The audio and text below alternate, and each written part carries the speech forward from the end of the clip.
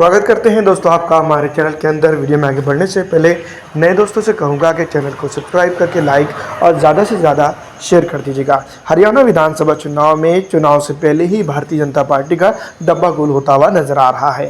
दोस्तों मैं बता दूं कि हरियाणा विधानसभा चुनाव के अंदर भारतीय जनता पार्टी पूरी तरह से फंसते हुए नजर आ रही है। इस बार विधानसभा चुनाव की अगर हम बात करें तो भारतीय जनता पार्टी के साथ एंटी इनकम्बेंसी सर चढ़ कर बोल रही है। धीरे धीरे विधानसभा चुनाव जो है तो नज़दीक आते जा रहे हैं और कई पॉलिटिकल पार्टियां अपने तौर पर जो है तो अपने आप को मजबूत करने की कोशिश कर रही हैं, लेकिन वहीं बीजेपी अपनी हार के डर से यहाँ पर कई एक चीज़ें हथकंडे अपनाते हुए नजर आ रही है, जिसमें सबसे बड़ा और सबसे अहम किरदार मैं आपको बता दूं कि भारतीय जनता पार्टी की तरफ से सीधी तौर पर यह बात का कहना कि चुनाव की तारीखों का टाल दिया जाना चाहिए।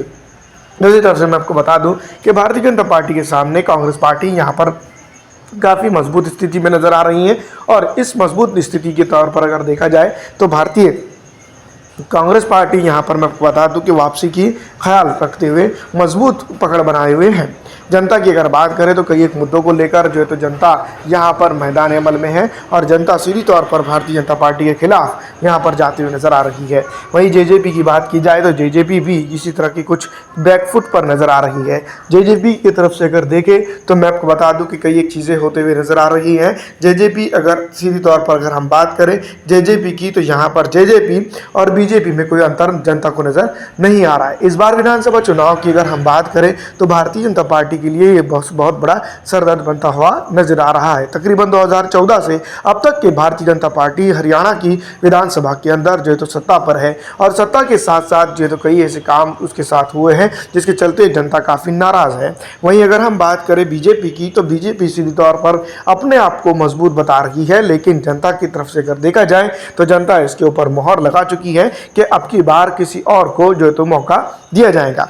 वहीं कांग्रेस की अगर हम बात करें तो कांग्रेस को भी कई एक मुद्दों पर भारतीय जनता पार्टी के साथ की तरह ही जो है तो सामना है। वहीं मैं आपको बता दूं कि अभी ओलंपिक खेलों के अंदर जिस तरह से जो हालात बने हैं उसको लेकर यहाँ पर जनता काफ़ी असमंजस में है।